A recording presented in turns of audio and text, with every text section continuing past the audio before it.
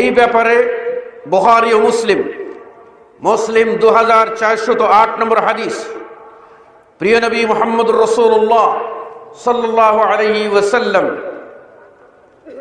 তার পরিবারবর্গ সম্পর্কে, অর্থাৎ ঈমানদার পরিবারবর্গ সম্পর্কে সতর্ক করতে গিয়ে বলছেন, উযাক্কিরুকুম, তোমাদেরকে স্মরণ করছি, আল্লাহ ফি আহলে বাইতি, খবরদার খবরদার আমার পরিবার। তার অর্থ হলো আমি তোমাদেরকে আল্লাহর ওয়াস্তে স্মরণ করে দিচ্ছি, আমার পরিবারের যেন অমর্যাদা না হয়, আমার পরিবারের যেন অসম্মান না হয়। মুসনাদে আহমদের হাদিস, একদা রসুলের চাচা আব্বাসকে, সাহাবী আব্বাস রাদিয়াল্লাহু আনহু, তাকে কিছু লোক কষ্ট দিল। এই কষ্ট দেওয়ার পরে আল্লাহ নবী সাল্লাল্লাহু আলাইহি ওয়াসাল্লাম আব্বাসকে লক্ষ্য করে বললেন, ওয়াল্লাযী নাফসি বিয়াদি, ওই সত্তার কসম যার হাতে আমার জীবন। মানে আল্লাহ নবী কার কসম খাইলেন? আল্লাহর। কার কসম খাইলেন? আল্লাহর কসম খেয়ে বললেন, লা ইউমিনুনা হাত্তা ইউহিব্বুকুম ওয়া লিকারাবাতি। শুনে রাখো হে আব্বাস, হে আমার পরিবারের সদস্যরা, হে ঈমানদার সদস্যরা, ওরা ততক্ষণ পর্যন্ত ঈমানদার হতে পারবে না যতক্ষণ না তোমাদেরকে ভালোবাসবে এবং আমার পরিবার নিকটাত্মীয়দের ভালোবাসবে। তাহলে বোঝা গেল ঈমানের একটা অনুষঙ্গ, ঈমানের একটা দাবি হচ্ছে আল্লাহর নবীর ঈমানদার পরিবারবর্গকে ভালোবাসা, তাদেরকে মহব্বত করা, তাদেরকে সম্মান করা, তাদেরকে কষ্ট না দেওয়া।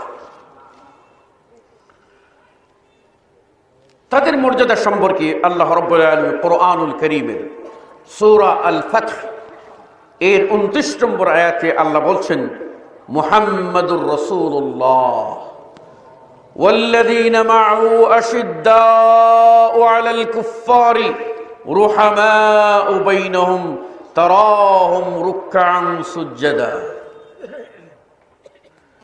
মুহাম্মাদের অনুসারী কারা? সাহাবায়ে কেরাম ও আলে বাইত, তাদের মর্যাদা কোথায়? সূরা আল ফাতহের 29 নম্বর আয়াতে আল্লাহ বলছেন, মুহাম্মাদের সঙ্গী তারাই যারা মুহাম্মদ রাসূল, এরা হলো মুহাম্মদ এবং তার সঙ্গীরা, এরা এইরকম ব্যক্তি যে আশিদ্দাউ আলাল কুফফার, কাফিরের বিরুদ্ধে এরা কঠিন, রুহামাউ বাইনহুম, পরস্পরে তারা রহমদিল। তারা কারা? তারা হবে রুকআন সুজদা, অধিক অধিক রুকুকারী, অধিক অধিক সিজদাকারী। তাহলে এদের বৈশিষ্ট্য, এদের প্রশংসা আল্লাহ রাব্বুল আলামিন বলছেন, এরা আল্লাহর বিষয়ে সন্তুষ্ট, আল্লাহ তাদের প্রতি সন্তুষ্ট। দ্বিতীয়ত, আহলে বাইত বা নবীর সাহাবী, এরা প্রকৃত মুমিন। সূরা আল আনফালের ৭৪ নম্বর আয়াতে আল্লাহ বলছেন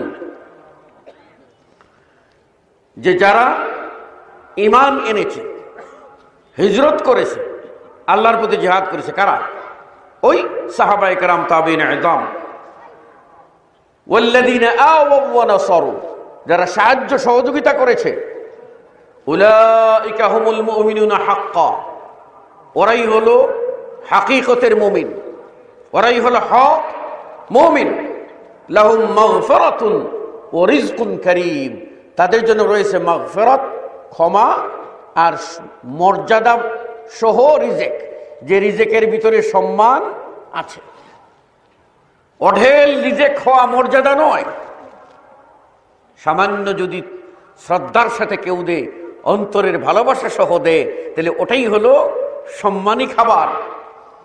কেউ আপনাকে ঢের খাইয়ে দিল আর আপনাকে কষ্ট দিল, অপমান করলো, এই ঢের খাওয়ানোর নাম সম্মান নয়। এজন্য আল্লাহ বলছেন, যারা ওই সত্যিকার অর্থের মুমিন, তাদের জন্য রয়েছে আল্লাহর পক্ষ থেকে ক্ষমা, তাদের জন্য রয়েছে সম্মানী রিজেক। সূরা আল আনফাল ৭৪ নম্বর আয়াত। তৃতীয়ত, আল্লাহ তাদের প্রতি সন্তুষ্ট এবং তারা মহাবিজয়ী। সাহাবায়ে কেরাম, আহলে বাইত, তাদের প্রতি আল্লাহ সন্তুষ্ট এবং তারা মহাবিজয়ী। আল্লাহ রাব্বুল আলামিন কোরআনুল কারীমের সূরা আত-তাওবার 100 নম্বর আয়াত, 100তম আয়াত, সেখানে আল্লাহ রাব্বুল আলামিন বলছেন, ওয়াস-সাবিকুনা আল-আউওয়ালুনা মিনাল মুহাজিরিন ওয়াল আনসার ওয়াল্লাযীনা ইত্তাবাউহুম বিইহসান রাদিয়াল্লাহু আনহুম ওয়া রাদু আনহু ওয়া আ'আদ্দা লাহুম জান্নাতিন তাজরি মিন তাহতিহাল আনহার খালিদিনা ফিহা আবাদা যালিকাল ফাওজুল আযীম। ওই যে আগে চলে গেছে যে সমস্ত মুহাজির আনসার সাহাবী, আর যারা এই মুহাজির আনসার সাহাবীদের পথ অনুসরণ করে চলবে, রাদিয়াল্লাহু আনহুম, আল্লাহ তাদের প্রতি রাজি হবেন, রাজি, ও রাদু আনহু, আর ওই হকপন্থীরা আল্লাহর প্রতিও রাজি। আল্লাহ তাদের প্রতি রাজি, তারাও আল্লাহর প্রতি রাজি। আল্লাহ বলেন ওই বান্দা যারা হকপন্থী তাদের সম্বন্ধে আল্লাহ বলেন, ও আ'আদ্দা লাহুম জান্নাত, আল্লাহ তাদের জন্য এমন বেহেশত বানিয়ে রেখেছেন, তাজরি তাহতাহাল আনহার, যার তলদেশ দিয়ে, নিচ দিয়ে নহর প্রবাহিত, ঝর্ণা স্রোতস্বিনী প্রবাহিত, খালিদিনা ফিহা, তারা তথায় চিরদিন থাকবে, যালিকাল ফাওজুল আযীম, আর উহাই হচ্ছে মহা বিজয়।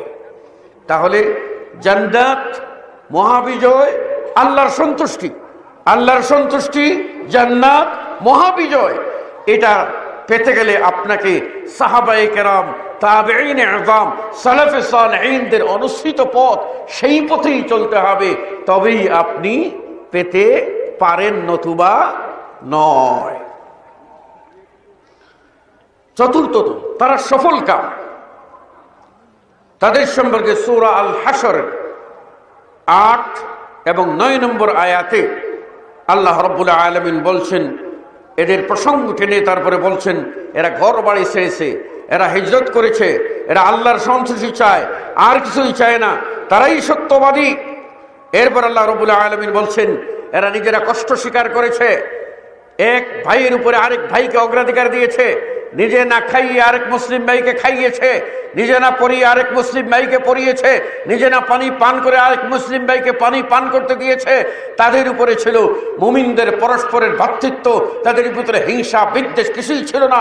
আল্লাহ বলেন, ফাউলাইকা হুমুল মুফলিহুন, ওই সমস্ত বান্দারাই হলো প্রকৃত বিজয়ী, প্রকৃত সফল কাম, প্রকৃত নাজাত প্রাপ্ত হলো এরাই। অতএব আপনাকে যদি ওই পথ অনুসরণ করতে হয়, তাহলে এইরকম গুণের অধিকারী হতে হবে। 5 নম্বর, আল্লাহর সন্তুষ্টি পেয়ে ধন্য। আল্লাহ রাব্বুল আলামিন অন্তরের পরীক্ষা নিয়ে মুমিন বান্দা যারা হবে খাঁটি, তাদের প্রতি আল্লাহ রাব্বুল আলামিন সন্তুষ্ট হবেন। আল্লাহ রাব্বুল আলামিন বলেন, ফাআলিমা মা ফি কুলুবিহিম, বায়াতের রিদওয়ানের সময়ে যারা বায়াত নিয়েছিল তাদের প্রতি সন্তুষ্টির সনদ দিয়ে আল্লাহ রাব্বুল আলামিন বলছেন, তাদের অন্তরে কি ঈমানের জোশ ছিল, কি স্পিড ছিল, সেই কথা আমি দেখেছি, আমি জেনেছি, আমি বুঝেছি, তাই আমি তাদের প্রতি সন্তুষ্টির সনদ দান করলাম। সন্তুষ্টির সনদ পেতে হলে অন্তরের দিক থেকে পবিত্র হতে হবে, কুফরি মুক্ত হতে হবে, শিরক মুক্ত হতে হবে, রিয়া বা প্রদর্শনের ছালুক দেখানো মুক্ত হতে হবে আল্লাহ প্রেমিক। কোথায় কোরআনের রত্ন পাওয়া যায়, কোথায় হাদিস পাওয়া যায়, কোথায় মণিমুক্ত পাওয়া যায়, কোথায় হক পাওয়া যায়, তার তালাশে ব্যাপৃত হতে হবে। একজন লেগে যেতে হবে, কখনো অন্ধ ভক্তির চশমা চোখে পড়া যাবে না। আমাদের কালচার পরিবর্তন করতে হবে।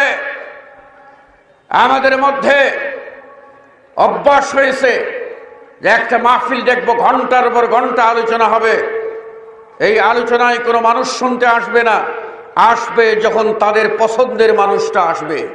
তাহলে এখানেও পছন্দ পূজা শুরু হয়ে গেছে। এই পছন্দ পূজার বিরুদ্ধে রুখে দাঁড়াতে হবে। ব্যক্তি পূজার বলে কুঠার আঘাত হানতে হবে। অন্ধত্বের রঙিন চশমা বদলায় ফেলতে হবে।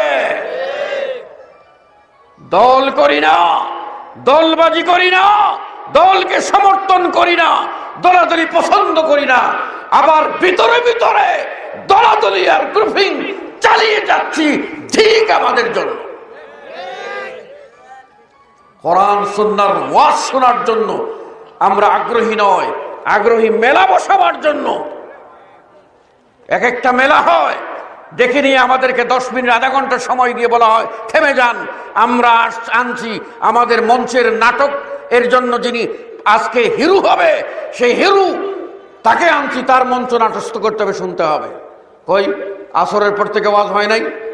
যারা কথা বলেছে কোরআন সুন্নাহর কথা বলে নাই কেন?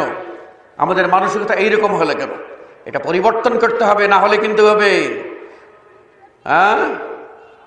দাল মে কুছ কালা হ্যায়, দাল মে কুছ কালা হ্যায়, এটা হয়ে যাবে। আল হুব্বু ফিল্লাহ ওয়াল বুগযু ফিল্লাহ, আল্লাহর ওয়াস্তেই ভালোবাসা, আল্লাহর ওয়াস্তেই দুশমনী। বন্ধুগণ, বলছিলাম এবারে সমষ্টিগতভাবে সাহাবাদের মর্যাদার কথা বলছে। সাহাবারা সবাই মর্যাদার অধিকারী, তার মধ্যে আবার মর্যাদার দিক থেকে শ্রেণীভেদ আছে। উত্তম সাহাবী দলগতভাবে কারা, সমষ্টিগতভাবে কারা? 1 নম্বর মুহাজির সাহাবী, যারা মক্কা থেকে হিজরত করেছে। 2 নম্বর আনসার সাহাবী, যে যারা মদিনাবাসী, মক্কার মুহাজিরদেরকে এবং নবীকে তারা কি করেছেন? আশ্রয় প্রশ্রয় দিয়ে সহযোগিতা করেছেন। তাহলে 1 নম্বর কারা? মুহাজির। 2য় শ্রেণী কারা? আনসার সাহাবী। 3য় শ্রেণীর মর্যাদার সাহাবী হলেন বদরি সাহাবী, যারা বদর যুদ্ধে অংশগ্রহণ করেছিলেন। 4র্থ মর্যাদার শ্রেণীর দিক থেকে উহুদ যুদ্ধে অংশগ্রহণকারী সাহাবারা। 5ম মর্যাদার দিক থেকে ওই 1400 সাহাবী যারা 6ষ্ঠ হিজরিতে হুদায়বিয়া নামক স্থানে একটি বৃক্ষের তলে বাইআতে রিদওয়ান বা সন্তুষ্টির শপথ গ্রহণ করেছিলেন, সেই 1400 সাহাবী। আর এরপরে পর্যায়ক্রমে অন্যান্য সাহাবারা। তাহলে দলগতভাবে আমরা মর্যাদার শ্রেণীটা পেয়ে গেলাম, পেলাম না? এবার আসেন